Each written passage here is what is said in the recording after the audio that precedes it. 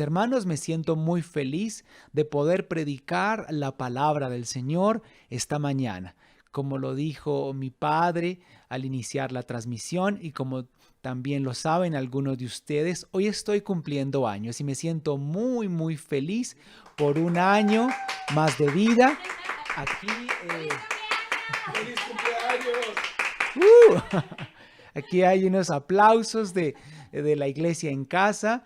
Está mi esposa, mi padre. Estamos muy contentos por esta oportunidad que tenemos y creo, mis hermanos, que lo más importante es que siempre podamos disfrutar de la compañía de la familia. Y ustedes también son nuestra familia. Así que gracias a todos por sus mensajes, por sus comentarios.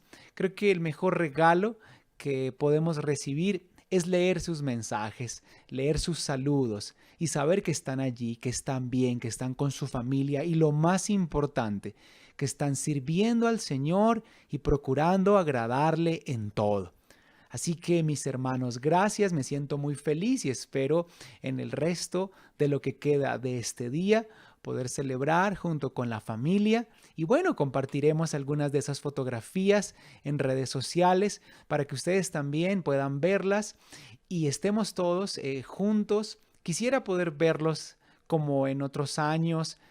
Recuerdo la celebración de mi cumpleaños el año pasado en la iglesia, fue hermoso.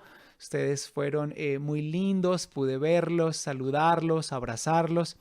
No nos imaginábamos que tantas cosas cambiarían en un año, pero lo importante es que sigamos juntos, conectados, en oración, manteniendo en alto nuestra fe y que ustedes estén allí conectados a esta señal y a esta transmisión, pues nos alegra y nos emociona mucho, porque eso también hace que podamos sentir que el esfuerzo tan grande que desplegamos para llegar a sus hogares con esta transmisión, pues es valorado. Así que un abrazo para todos mis hermanos, los queremos mucho.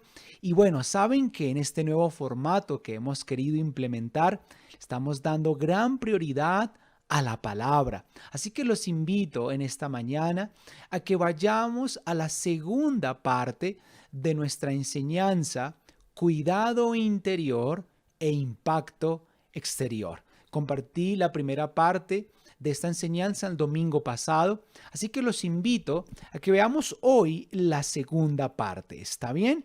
Pueden ver en sus pantallas la presentación y las diapositivas que hemos preparado. Hoy vamos con la segunda parte de este tema y quiero recordarles, mis hermanos, que para poder entender mejor ¿qué es lo que queremos decir con este tema y a qué nos referimos con cuidado interior e impacto exterior? Quise compartir con ustedes una frase el domingo pasado que nos permite entender muy bien a qué nos referimos. Véanla conmigo, de adentro hacia afuera. ¿Y qué es lo que estamos diciendo? Si nuestras familias están fuertes y sanas, también lo estará la iglesia.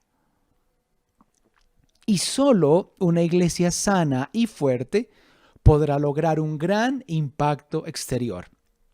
Así que de la fortaleza que podamos desarrollar en nuestras familias dependerá la fortaleza de la iglesia y del cuerpo de Cristo, y asimismo del impacto que ésta pueda lograr entre los no creyentes. Así que hablamos de cuidado interior, el cuidado personal que como miembros de la iglesia debemos tener de nosotros mismos al cuidar de nuestra propia familia y también de la iglesia, para así estar fuertes, sanos y listos para cumplir nuestra comisión, nuestra gran comisión de ir a los que no conocen al Señor y predicarles a un Dios vivo y darles a conocer también por medio de nuestro ejemplo y de nuestro testimonio, que ese Dios vivo es poderoso para cambiar y transformar por completo nuestras vidas y familias, y asimismo también comunidades y sociedades. Les recuerdo, mis hermanos, a modo de breve resumen, que hablamos de tres grandes responsabilidades en el marco de nuestro cuidado interior, nuestra responsabilidad con nosotros mismos. Y hablamos sobre la urgente necesidad de cuidar, de proteger e incluso de defender nuestra cultura e identidad cristiana de influencias externas. En pocas ocasiones en la historia de la humanidad, nuestra fe está siendo tan atacada como hoy. Y el mundo y las sociedades actuales y la cultura postmoderna buscan a toda costa asimilarnos y disolver nuestra identidad cristiana y nuestra cultura de reino para que asimilemos los paradigmas y las estructuras de pensamientos seculares que imperan en la actualidad. En segundo lugar, hablamos sobre la necesidad de la correcta y adecuada transmisión de nuestra fe a las siguientes generaciones. Aprendimos en años anteriores, cuando hablamos de la visión generacional, visión que está plenamente vigente en la iglesia. Ustedes han podido verlo. Vamos a ver unas fotografías también al concluir la enseñanza de lo que estamos haciendo con nuestros preadolescentes, nuestros adolescentes y jóvenes. Pero les decía que hemos entendido que no podemos inferir que sus hijos, por ser hijos de gente cristiana, son automáticamente creyentes y también son cristianos. Así que los primeros esfuerzos de evangelización, de discipulado y consolidación que hacemos como iglesia, los hacemos con sus hijos, con sus niños, sus preadolescentes, sus adolescentes y jóvenes, porque ellos son nuestro primer campo misionero. Así reconocemos que parte del cuidado interior depende de una correcta transmisión de nuestra fe a las siguientes generaciones y de convertirlos en discípulos de Cristo Jesús. Y en tercer lugar hablamos sobre una clara conciencia defensiva. ¿Por qué? Porque como lo decía anteriormente, estamos siendo atacados.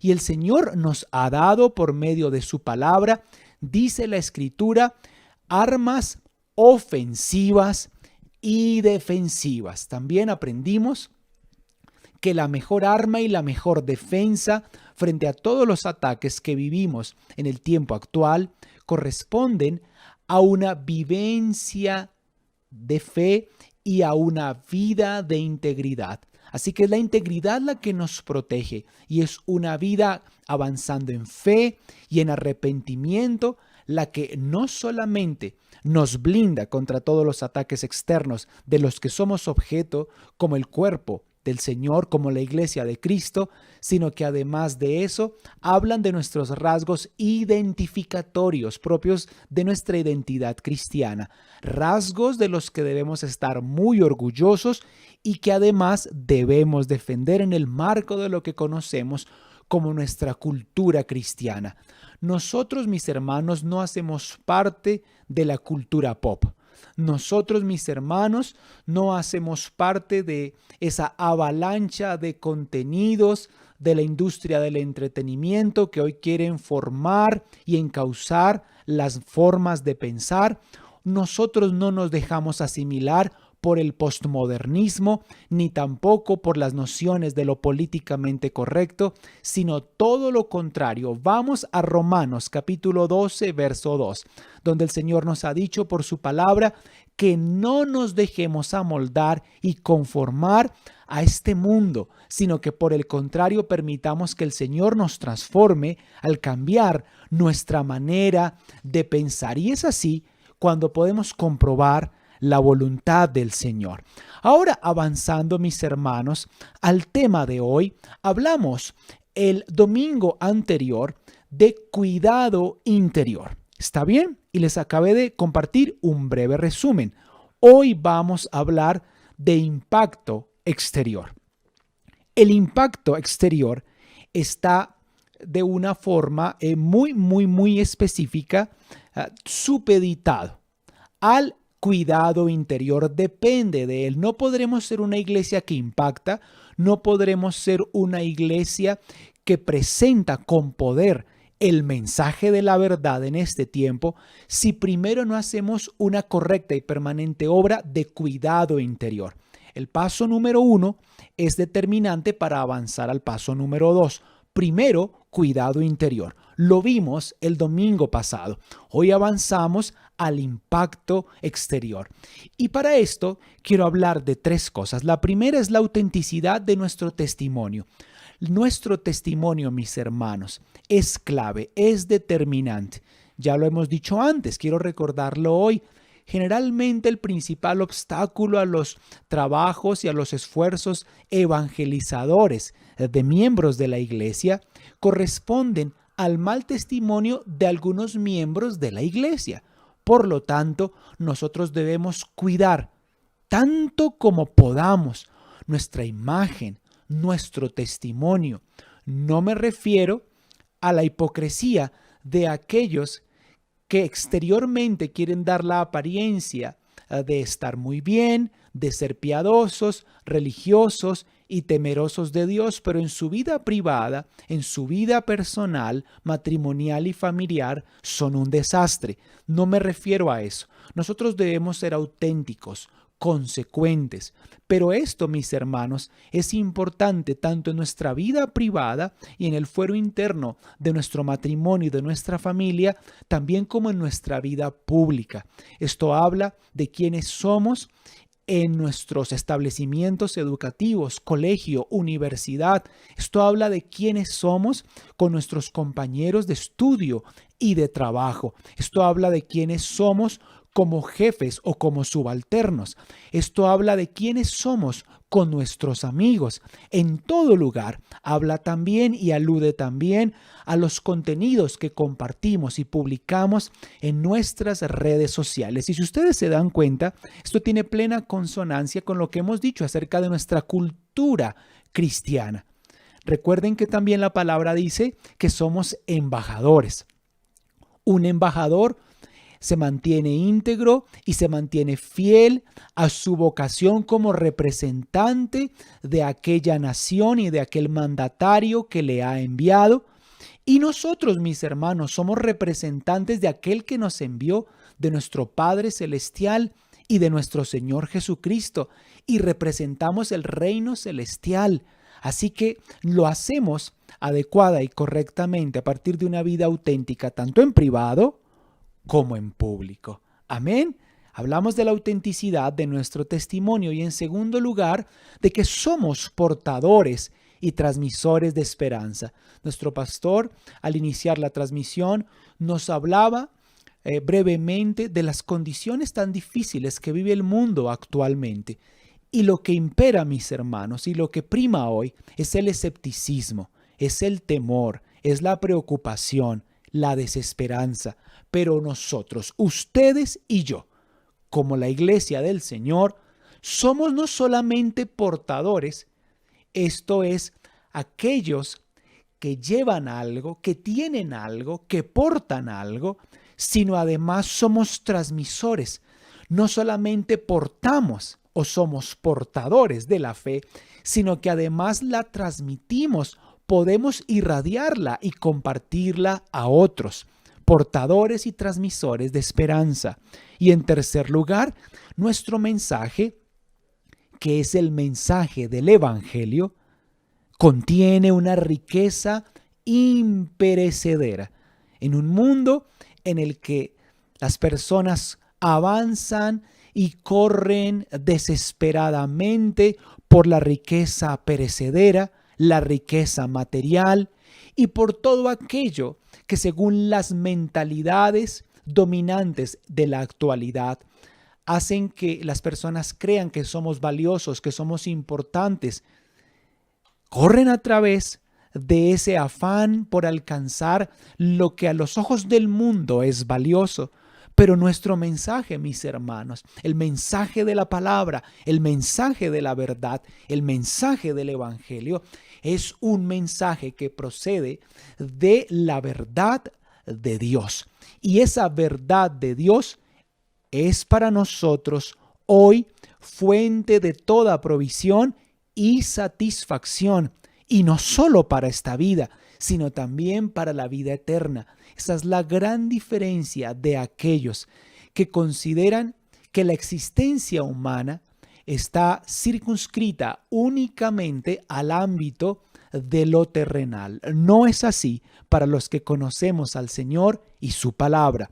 Así que avancemos hablando de la autenticidad de nuestro testimonio como un elemento clave para el impacto exterior que queremos como iglesia lograr en el mundo. Para evitar, en primer lugar, ser piedra de tropiezo y por el contrario, impactar positivamente al mundo, mantengamos en alto nuestro testimonio y los principios de nuestra fe cristiana. Y aquí, mis hermanos, los invito a que seamos muy cuidadosos y veamos lo que la palabra nos dice acerca del antitestimonio. Creo que es un gran reto y un gran desafío para todos nosotros. No estoy diciendo, mis hermanos, que debamos ser perfectos. Podemos y debemos madurar, pero la perfección solamente la lograremos y la alcanzaremos el día que nuestro Señor Jesucristo regrese. Sin embargo, eso no quiere decir que no podamos hacer nuestro mayor esfuerzo por presentar al Señor sin palabras, cada día y en todo lugar, con nuestro testimonio. Y por eso debemos cuidarnos que nuestra forma de pensar, de hablar y de vivir no sea contradictoria en relación a esa proclamación pública que hemos hecho de nuestra fe. Cuidado con el antitestimonio. Así, en palabras muy claras, lo dice el apóstol Pablo en Romanos capítulo 2, versos 21 al 23. Él dice, pero ¿cómo pueden ustedes enseñar a otros si ustedes mismos no aprenden primero? Si bien él está hablando aquí a los maestros de la ley religiosa, los escribas y fariseos del pueblo judío, también este pasaje tiene plena aplicación a nosotros hoy en cuanto al llamado y la advertencia que hace.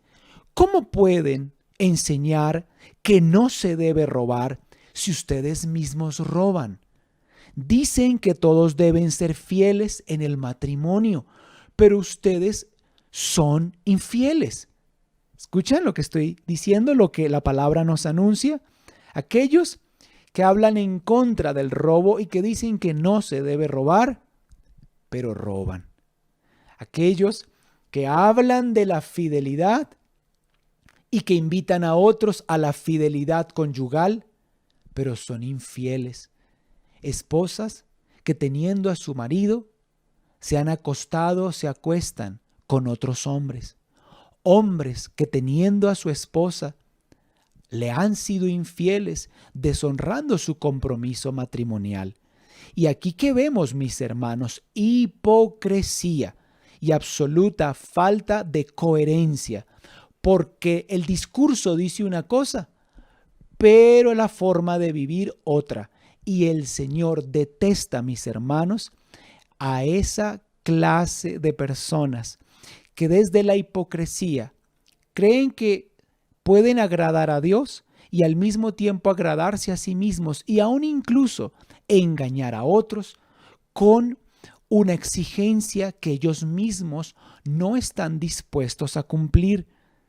Están orgullosos de tener la Biblia, pero no la obedecen y son una vergüenza para Dios.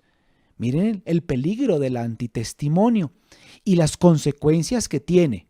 En Romanos 2:24 dice, con razón, dice la Escritura, los paganos ofenden a Dios por culpa de ustedes. Y hoy podríamos incluso decir que muchas personas que nunca han estado en una iglesia y que no conocen al Señor, cuando ven cómo obran, hablan y actúan algunos de los que sí van a la iglesia y supuestamente, entre comillas, conocen al Señor, terminan diciendo, pues si eso es ser cristiano, yo estoy muy bien como estoy. Prefiero el ateísmo. Prefiero nunca ir a una iglesia. Si conocer a Dios e ir a una iglesia representa ser y vivir y obrar de esa manera. Entonces, mis amados, veamos la importancia de ser coherentes, consecuentes y de llevar una vida cristiana como al Señor le agrada, auténticos. obedeciéndolo y también siendo muy cuidadosos de cómo nos ven los demás y de cómo nosotros expresamos lo que somos a través de lo que hacemos, coherentes y consecuentes.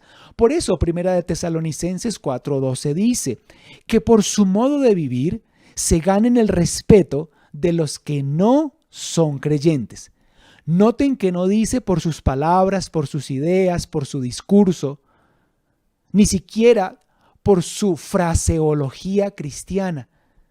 Dios te bendiga, lo mejor está por venir, todas las cosas ayudan para el bien de los que le amamos. Son frases, algunas de ellas corresponden a textos y a verdades escriturales, pero que las hemos convertido en muletillas y las personas nos escuchan hablar. Y está bien que las digamos cuando las usamos correctamente, pero que simultáneamente vean que vivimos con temor de Dios, que por su modo de vivir, no por sus palabras, no por su discurso, sino por quiénes son y cómo viven, ustedes puedan ganarse el respeto de los que no son creyentes.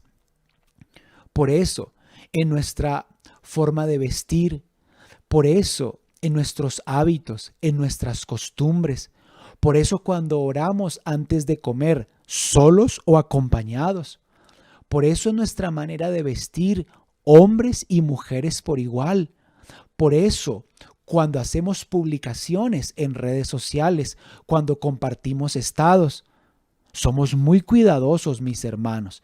Y a veces algunos creyentes se pifian cuando están tristes o se pifian cuando supuestamente tienen la depre, que los cristianos no luchamos con la depresión, la expulsamos de nuestra vida, la resistimos en el nombre de Jesús. Pero hay creyentes que mantienen su testimonio hasta que están emocionalmente afectados y escriben cosas que no deben escribir y publican cosas que no deben publicar. Eso, mis hermanos, nos debe llevar a la reflexión, porque entonces el mundo no va a conocer que somos distintos, porque no va a haber en nosotros nada diferente. También, 2 Corintios 8:21 dice, hemos tratado de hacer lo correcto, no solo ante los ojos del Señor en privado, sino también ante los ojos de la gente en público, cuando todos nos ven. Primera de Pedro 3:1 dice, los que no creen a la palabra, miren esto, pueden ser ganados para Dios, más por la conducta de cada uno de nosotros que por nuestras palabras.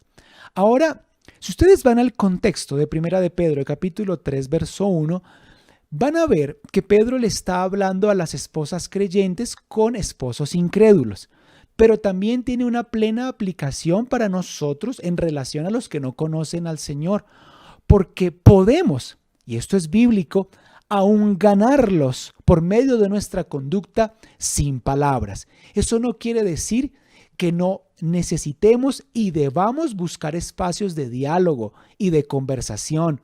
Claro que debemos hacerlo, pero esos espacios de diálogo y de comunicación se propician, mis hermanos, muy fácilmente cuando a quienes queremos llegar y a quienes queremos testificarles han visto primero cómo actuamos como estudiantes, como empleados, como trabajadores, cómo tratamos a las personas, qué refranes usamos, de qué chistes nos reímos, qué clase de amigos tenemos, qué contenidos publicamos, cómo nos vestimos decorosamente o nos vestimos para ser sugestivos, nos relacionamos con todos por igual o somos excluyentes, saludamos a las personas con nombre propio o simplemente estamos buscando solo agradar a aquellas personas de las cuales tal vez de alguna manera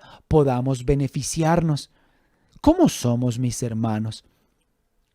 Y por último dice también Pedro, mantengan entre los incrédulos una conducta tan ejemplar, es un mandamiento, que aunque los acusen de hacer el mal, porque muchas veces no les caemos bien, porque muchas veces nos ven como bichos raros y nos critican, pero a pesar de todo eso, que ellos observen, que ellos puedan ver, que sean testigos de las buenas obras de ustedes y glorifiquen a Dios en el día de la salvación.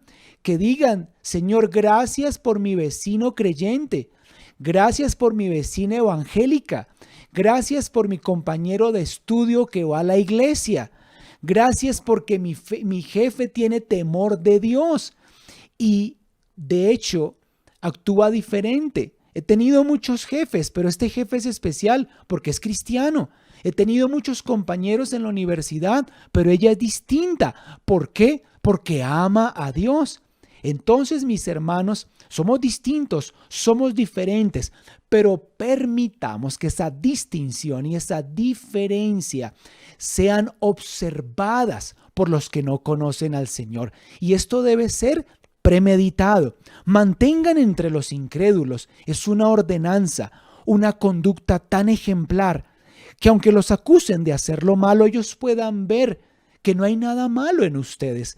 Todo lo contrario, que halaguen a Dios, que honren y glorifiquen a Dios por haber conocido a personas como nosotros.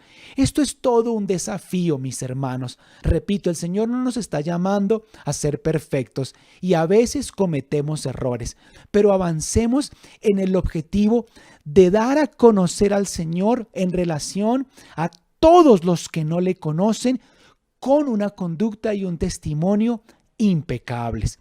Y los invito a algo, mis hermanos, internamente. A veces en casa nos juzgamos o nos recriminamos porque cuando cometemos errores es fácil en el calor de una discusión o de un momento de molestia decirle, por ejemplo, a un hijo creyente que hace parte del ministerio de alabanza: vea, no le haga morcillas al diablo.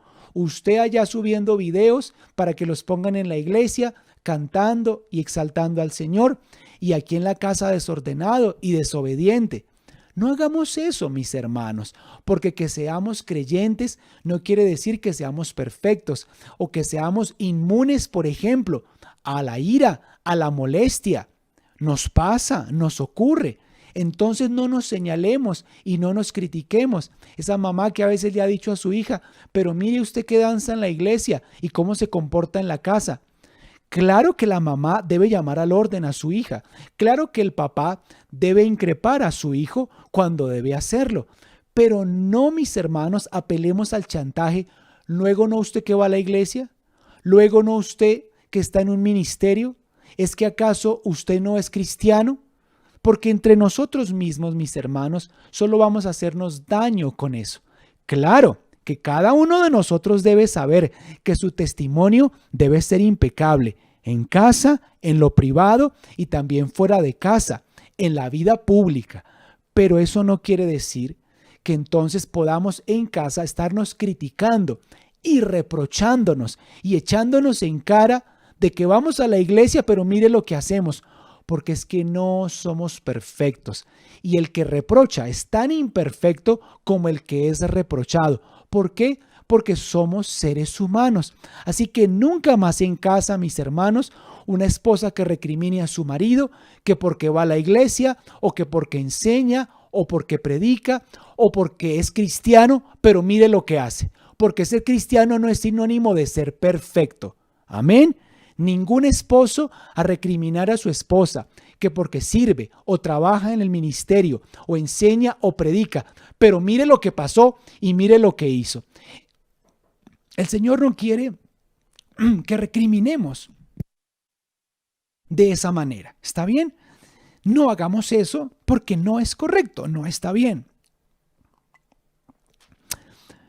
Y así, mis hermanos, nos cuidamos y nos protegemos también. Muy bien. En segundo lugar, en un mundo lleno de incertidumbre y temor, recuerden lo que dijimos, somos los portavoces por excelencia de un mensaje de esperanza presente y eterna. ¿Qué quiere decir esto? Que estamos rodeados de personas llenas de miedo, de temor, que están absolutamente sorprendidas de lo que ha ocurrido y no pueden ver porque no tienen fe que en lo sucesivo algo pueda cambiar o mejorar. Y ese es el discurso de todo el mundo, que llegó el fin del mundo, que estamos en el capítulo final de la historia humana, y eso puede ser cierto. De hecho lo es. Pero no quiere decir, sin embargo, que entonces debamos dejarnos caer en brazos del miedo y del escepticismo. ¿Por qué? ¿Tienen razón los que no tienen a Dios en estar llenos de miedo? ¿Tienen razón de ser escépticos aquellos que le han dado la espalda a Dios y que no conocen a nuestro Señor y Salvador? Nosotros, en cambio, tenemos razones de sobra para estar felices, emocionados y llenos de esperanza. ¿Y saben algo, mis hermanos?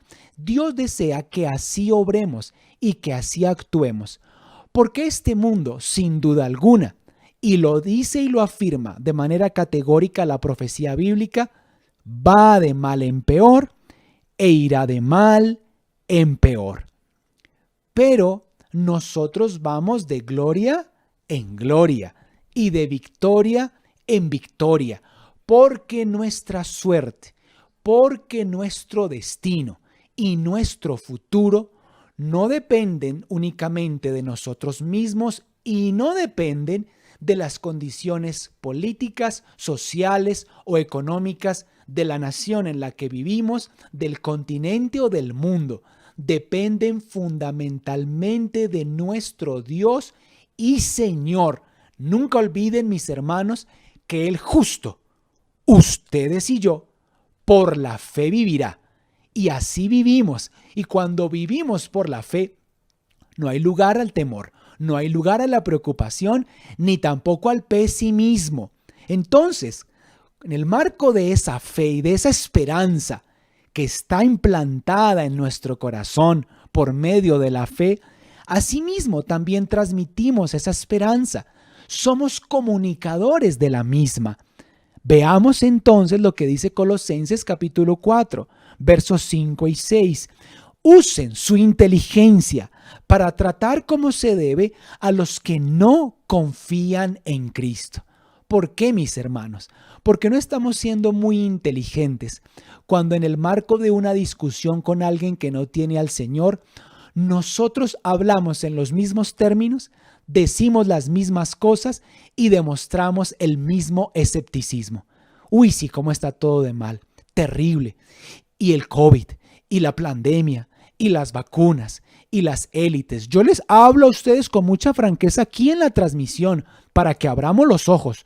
Pero cuando tenemos una conversación con quienes no tienen al Señor, ahí, mis hermanos, en medio de esa ola de escepticismo, de miedo, de preocupación, es cuando nosotros aprovechamos una oportunidad, esa oportunidad que se nos da para hablar de forma distinta y decir: pero yo estoy contento, pero yo estoy feliz, pero yo estoy emocionada. ¿Por qué? Porque tengo a Cristo y porque la Biblia dice que el destino de los que amamos y tememos a Dios es un destino de bendición, es un destino promisorio, es un destino lleno de cosas buenas, porque el Señor no nos destinó para el juicio y la condenación. Antes bien envió a su Hijo, y todo aquel que en Él crea no se va a perder.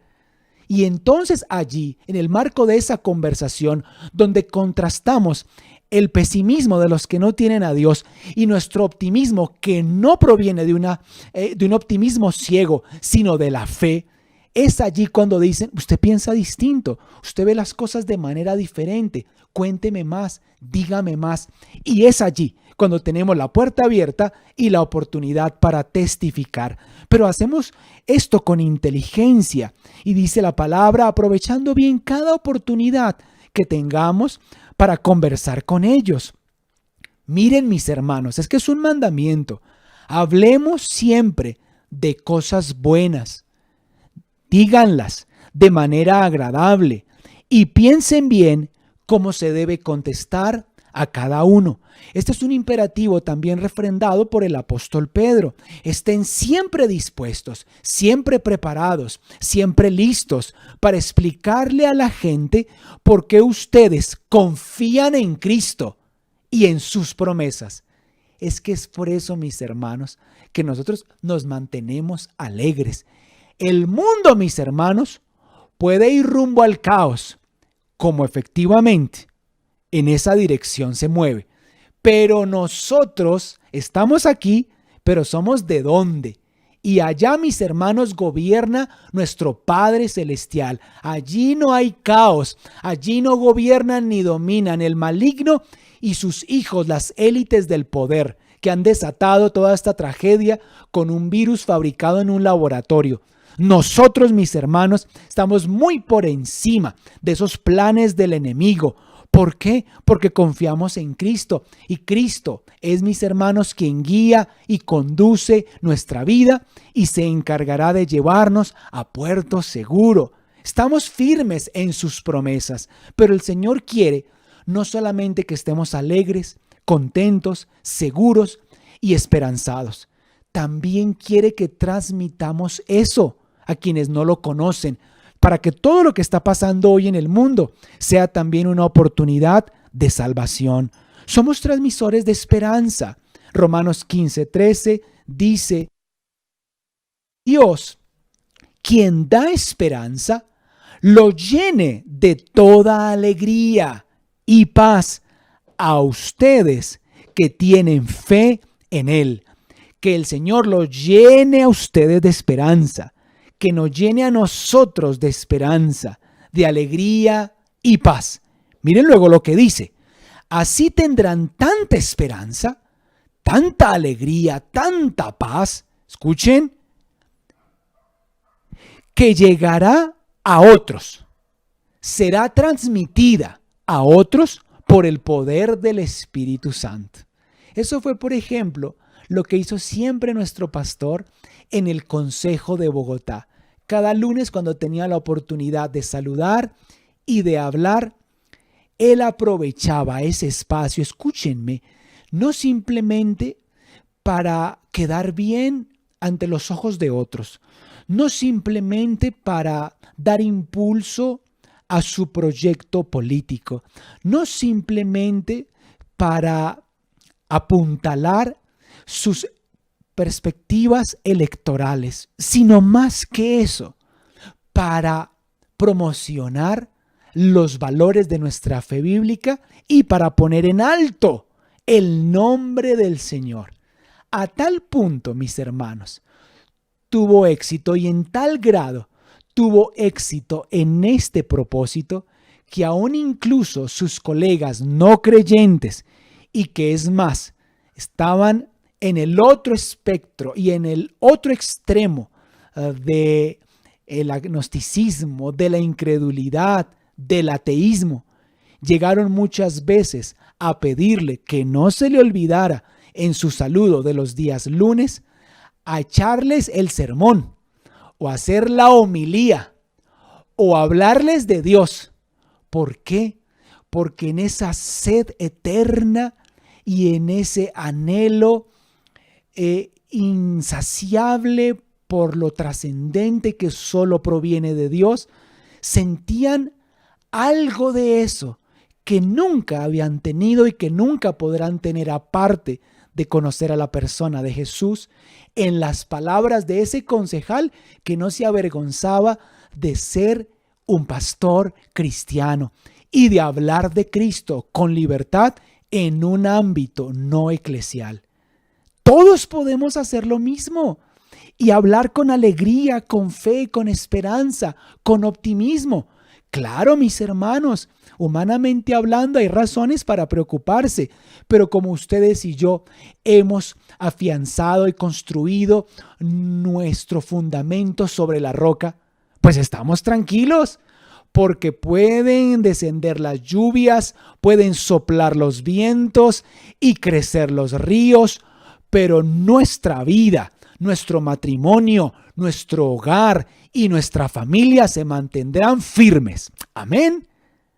En tercer lugar, en oposición al agnosticismo materialista propio de nuestro tiempo, reiteremos insistentemente el mensaje bíblico de trascendencia y verdadera realización.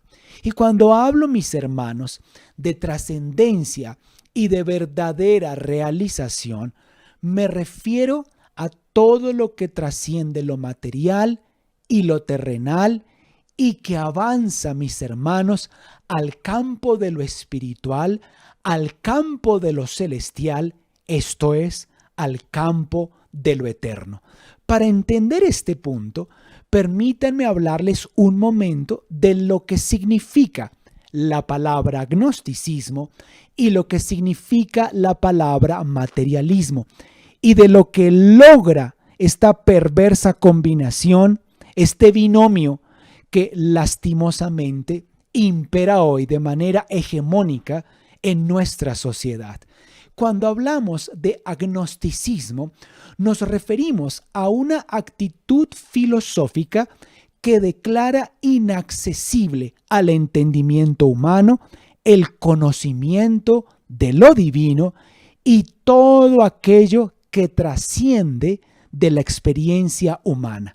En palabras sencillas, el agnóstico es aquella persona que considera que o bien Dios no existe o que si existe es imposible conocerlo y apela entonces únicamente a su experiencia personal y subjetiva como aquello que puede conocer y que es real.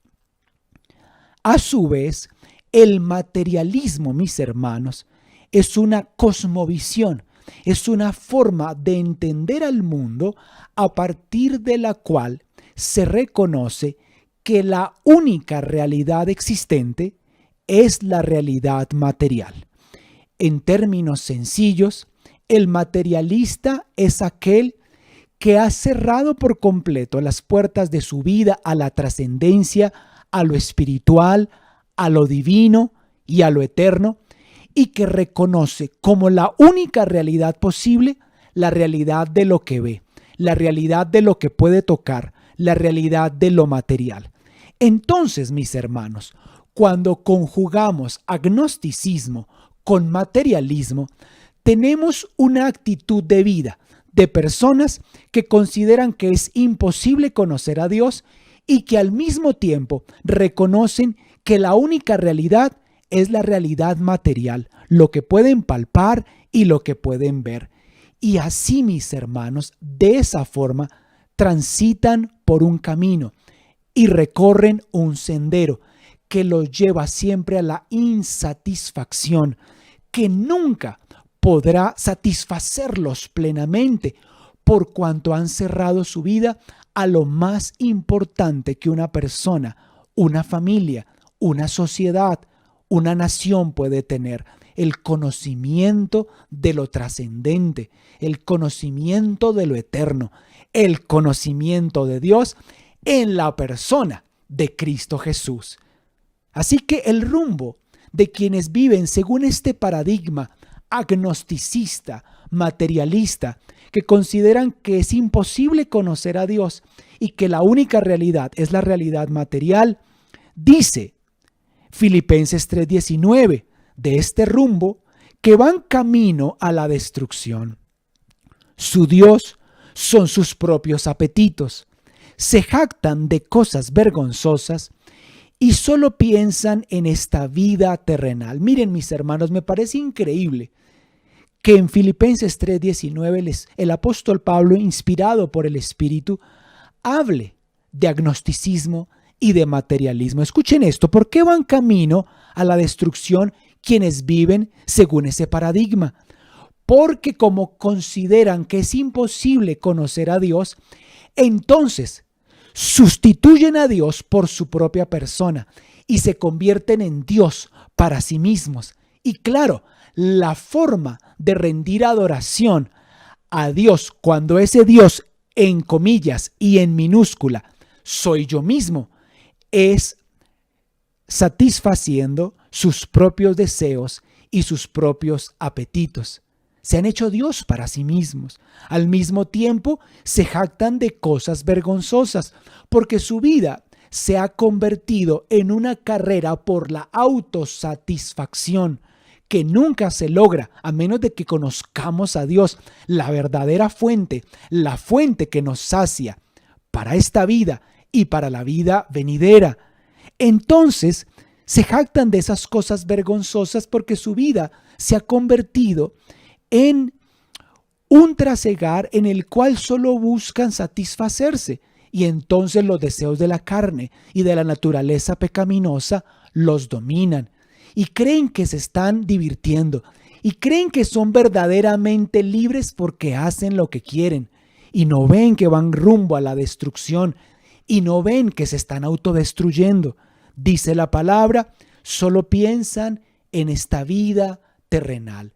Cuando yo he hecho de mí mismo mi propio Dios, solo me importa mi propia vida, solo me importa satisfacerme, solo me importan mis necesidades.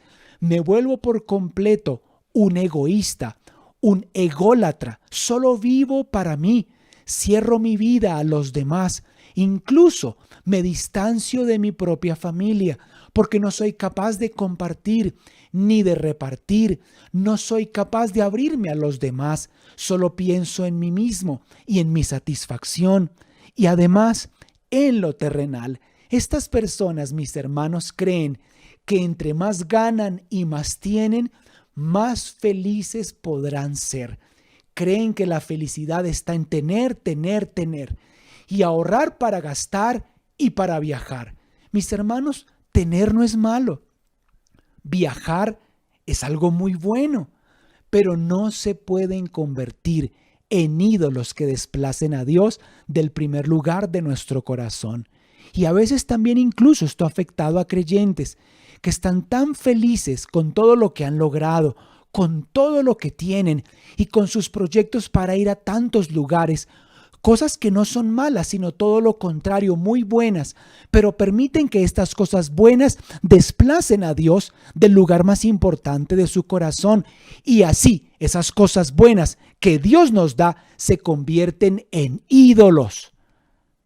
Y es allí cuando constatamos que también a veces entre cristianos hay idolatría. No nos inclinamos ante la imagen de Moloc. Tal vez no nos inclinamos ante la imagen de Astarte o de Baal, pero sí ante las prerrogativas de la autosuficiencia y de la autosatisfacción que nos llevan equivocadamente a pensar como piensa el mundo, que el valor que tenemos como personas radica en la cantidad de posesiones y bienes materiales que acumulamos. Eso no es cierto. Que personas menos importantes se quedan en la ciudad o si acaso salen en carretera a algún lugar, pero los importantes somos los que viajamos y tomamos un avión con frecuencia. Eso no es cierto. Eso lo único que dice es que tienes dinero para comprar un tiquete y tal vez una visa para poder ingresar a otro país, pero eso no te hace más importante, ni hace al que no puede viajar porque no tiene los recursos o la visa menos importante.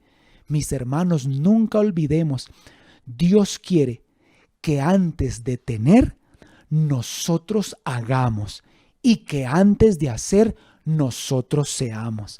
¿Ven la imagen que he compartido? Esta persona no puede tomar la mano del Señor porque está tan atado a lo que tiene, está tan atado a sus propios tesoros efímeros, que no puede tomar la mano de aquel que lo liberará de la idea de que es valioso por lo que tiene y que le hará ver que el valor de la vida, mis hermanos, corresponde a la trascendencia de conocer al Señor y de vivir como Él le agrada. No en vano dice la palabra que cuando queremos conservar la vida, en realidad la perdemos. Pero todo aquel que pierda su vida por causa de Él, miren lo que dice la Escritura, en realidad la hallará. Así que, contrastando ese agnosticismo materialista que hace que las personas vayan rumbo a la insatisfacción y a la destrucción, contrastamos ese tipo de vida con la superioridad eterna de la esperanza evangélica. Y esta es nuestra superioridad, la superioridad de la promesa que nos ha hecho el Señor, porque en cambio nosotros somos ciudadanos del cielo. ¿Dios tiene algún problema con que compremos cosas y tengamos cosas? No. ¿Dios tiene problemas con que tengamos una finca, una casa grande, un buen apartamento y un buen carro o una buena camioneta? De ninguna manera. Dios quiere que tengamos. Y de hecho, Él es nuestro proveedor más que suficiente.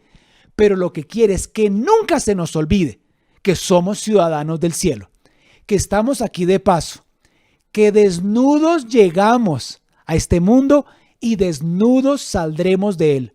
¿O cuántos de ustedes han visto entierro con trasteo? Nunca, porque no es posible. Y esperamos con mucho anhelo que el Señor regrese como nuestro Salvador. Él tomará nuestro débil cuerpo mortal y lo transformará en un cuerpo glorioso igual al de Él. En definitiva, mis hermanos, esas formas de pensar, esas actitudes filosóficas que le enseñan a la gente que es imposible conocer a Dios y que la única realidad es la realidad material, les prometen nada más y nada menos que el día de su muerte todo terminará. Y por ende, ¿cuáles son las consecuencias de esa forma de pensar? Que somos un accidente, que nuestro universo, que nuestro sistema solar, que nuestro planeta, todo se creó por una explosión sin sentido, porque nadie planeó nada.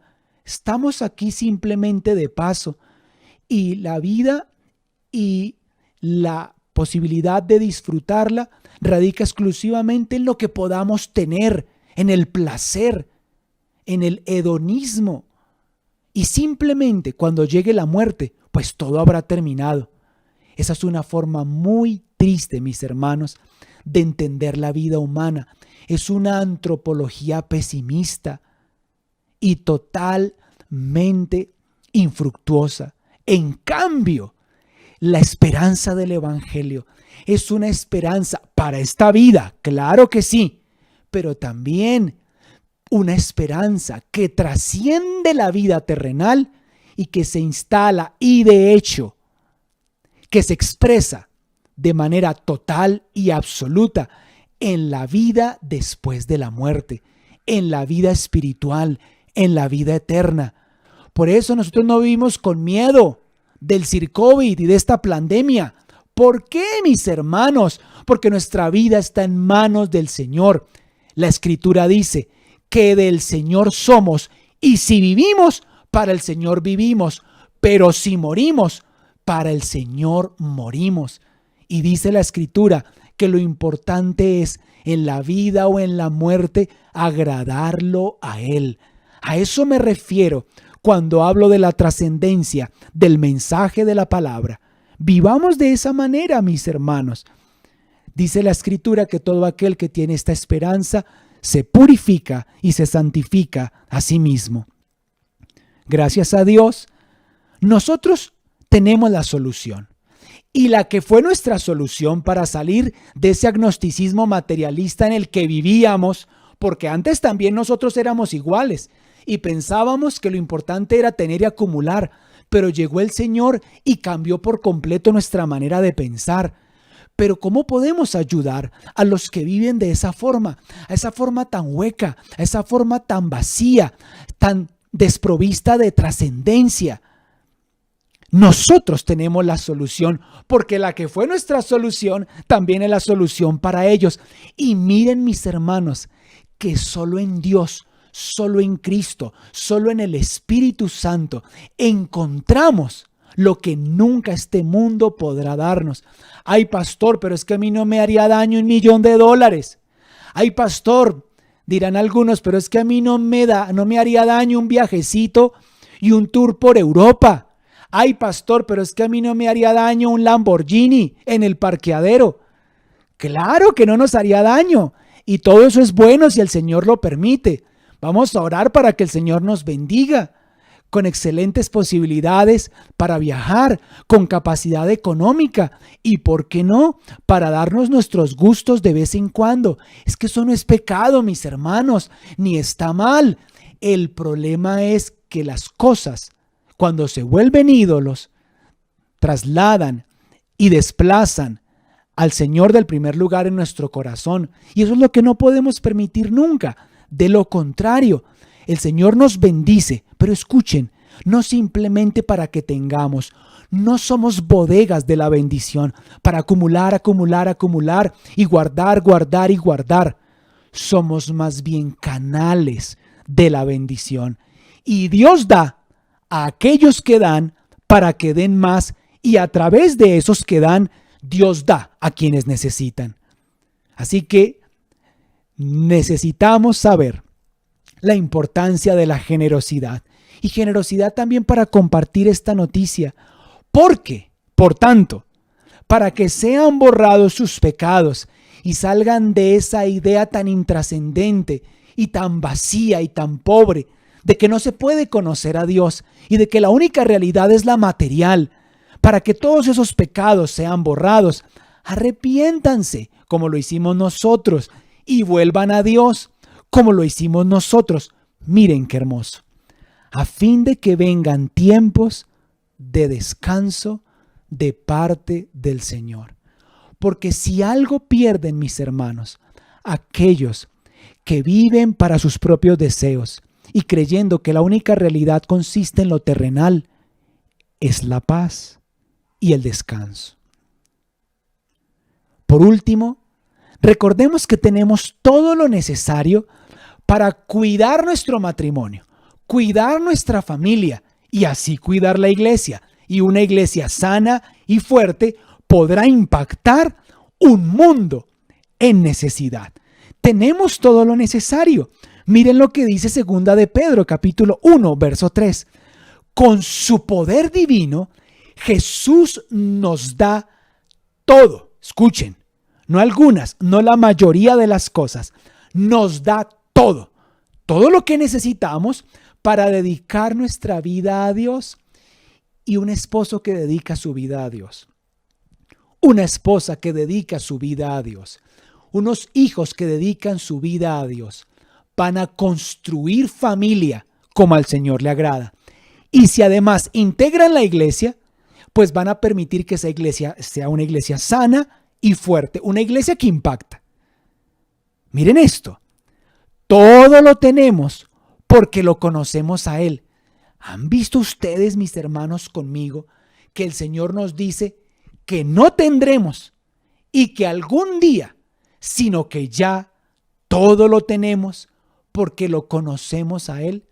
A esto se refería el apóstol Pablo cuando dijo, después de conocer a Jesús, después de aquel día, camino a Damasco, cuando lo conocí, cuando Él me habló y se me presentó, a partir de aquel día, yo dejé atrás todo lo que alguna vez consideré que tenía valor.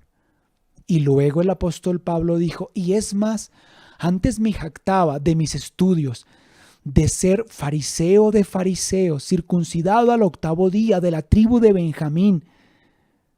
En cuanto a la interpretación de la ley, impecable. En cuanto a mi testimonio, intachable. Pero luego dijo, era tan ciego aunque tenía todo eso, que no conocía a Dios, al verdadero Dios, y perseguía a su iglesia. Por tanto, todo lo que antes era importante para mí ya no tiene valor. Incluso todo lo considero pérdida y todo carece de sentido, porque lo importante es conocer a Cristo y alcanzar la plena salvación que procede de aquellos que han entregado y dejado todo en la búsqueda de Dios. Todo lo tenemos porque lo conocemos a Él, quien nos llamó por su gloria y excelencia. Y escúchenme, la Biblia no habla por hablar. Esa gloria y esa excelencia tienen algo que decirnos. Y debido a su gloria y excelencia, nos ha dado grandes y preciosas promesas. ¿Escucharon la recarga bíblica del miércoles pasado, mis hermanos? donde hablamos de las gloriosas promesas del Señor disponibles para nosotros hoy. Los invito el próximo miércoles. En nuestra recarga bíblica iniciaremos una serie, estudio al libro de los Proverbios, porque este es el año 2021, año de obrar con la sabiduría y el entendimiento del Señor. Pues si queremos obrar de esa manera, necesitamos estudiar Proverbios. Iniciaremos este miércoles y debido a su gloria y excelencia nos ha dado grandes y preciosas promesas. Estas promesas hacen posible que ustedes y yo, que todos nosotros hagamos lo que nunca podrán hacer aquellos que viven inmersos en el agnosticismo y en el materialismo, participar de la naturaleza divina y escapar de la corrupción del mundo. Por eso, mis hermanos, estamos completos, tenemos todo lo necesario. Nunca cometan el error de pensar que hasta no haber hecho un curso de teología o un curso bíblico muy extenso o muy profundo, o haberse preparado por años en un centro de entrenamiento, solo hasta ese momento podrán compartir y testificar a otros del amor de Dios. No, lo único que necesitamos es disposición. Lo único que necesitamos es compartir de lo que tenemos. Y lo que tenemos no ha llegado a nuestras vidas por nosotros mismos, sino que nos ha sido dado. Con este divino poder de nuestro Señor, tenemos todo lo que necesitamos para dedicar nuestra vida a Dios y también todo lo que necesitamos porque lo conocemos a Él. Gracias al Señor por su palabra. Y así, mis hermanos, nunca olvidemos que del cuidado interior procederá el impacto exterior que Dios espera que su iglesia logre en un mundo que hoy le necesita más que nunca. Me siento muy feliz hoy en el día de mi cumpleaños por haber predicado la palabra del Señor. No hay, iglesia linda, mejor ocupación y mejor manera de invertir este día y toda nuestra vida que sirviéndolo a Él, porque sabemos, lo hemos aprendido, gracias al Señor por nuestros pastores que nos lo han enseñado. Por encima de todo y a pesar de todo, vale la pena servir al Señor. Bendiciones para todos, un gran abrazo y los dejamos con estos anuncios.